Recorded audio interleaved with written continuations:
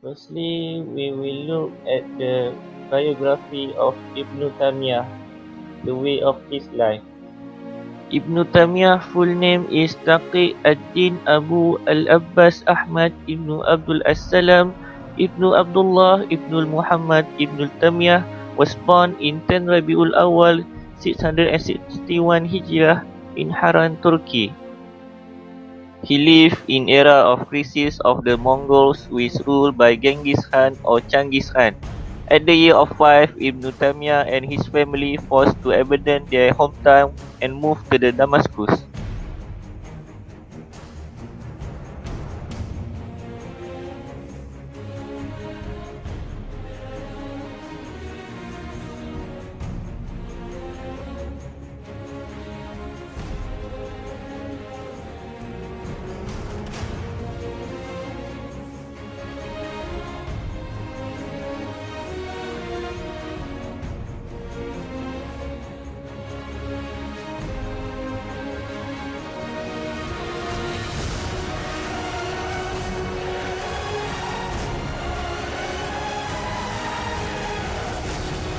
In 1326, he has been imprisoned again because of the criticism of Shia Islam at the time when the politicians were trying to make relationship with them.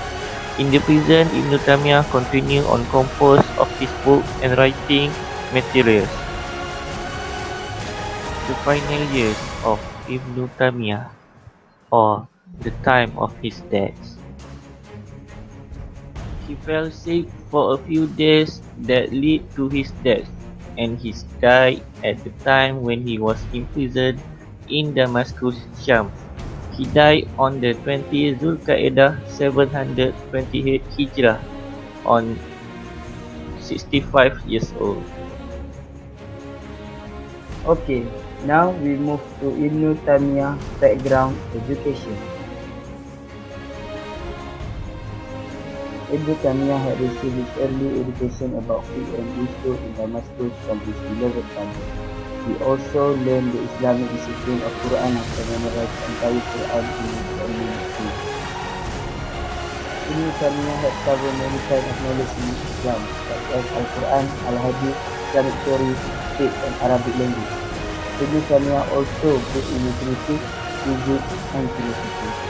At age of 20, he had completed his studies and his father died at age of 21. He also has been appointed to take over his father's job and teaching at Damascus. When Ibn Tamiyyah had class, he get encouraging response from the citizens.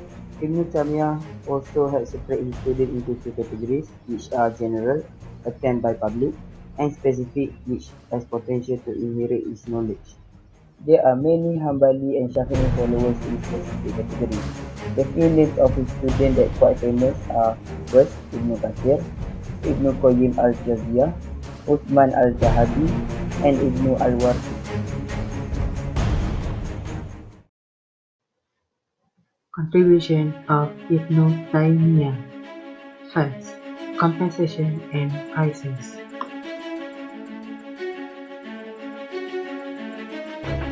In the Quran, Allah Subhanahu wa Ta'ala emphasized the justice in every aspect of human life, including economic and the market activity, especially prices.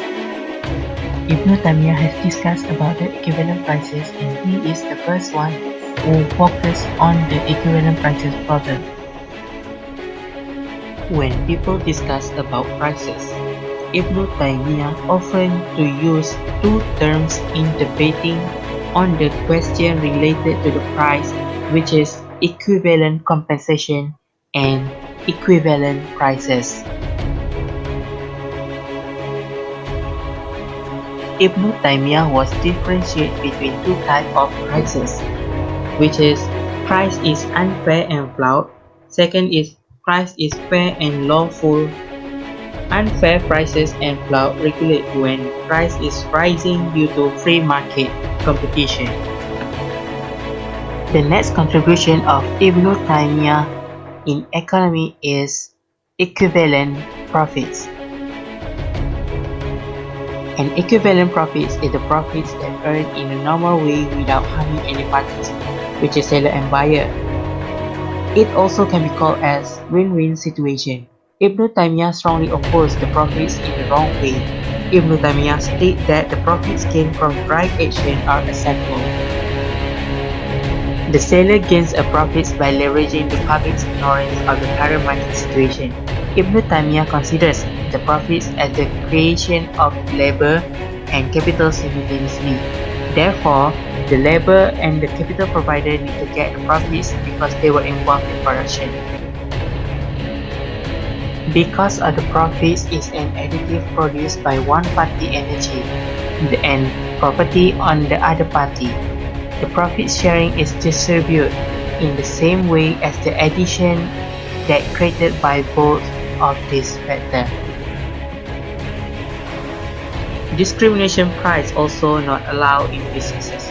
Discrimination price is a seller sell the same goods and services at the different people and places. So it is not allowed because the seller take benefits from the different prices. The next contribution of Ibn Tamiyyah is market mechanism.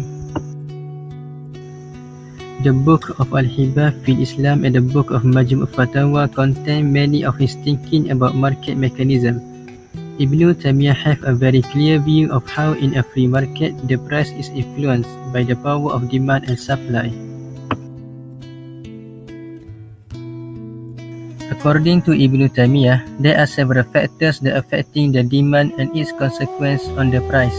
A rawabah or wants on different goods is often changed. In conventional, this is known as preference. The quantity of demand. The higher the demand, the higher the price. Strong or weak demand. If the need is high and strong, price will increase compared to the needs that small and weak. The quality of buyers. If buyers make credit conditions of the payment, he will get a higher price compared to the buyers who have a good predicate. Ibn Tamiyyah recommend that if the sellers is hoarding and sell with higher price than the normal price, the seller are required to sell at a equivalent price level. Ibn Tamiyyah also state that the government can set the price of a goods in a market with intervention market policy. Government can set the price if the producer did not want to sell his goods except with a higher price. The producers offer to sell with a very high price, while the consumers demand to buy with a very low price. The laborers that refuse to work except with a higher salary than its normal market salary. Last but not least, Ibn Tamiyyah also talk about money in Islamic perspective. Characteristic and the function of money. Ibn Tamiyyah said that there are two main functions of money, that is measure of the value and medium of exchange. Ibn Tamiyyah against the use of money as money trading as it deviating from its original purpose. Impairment of money.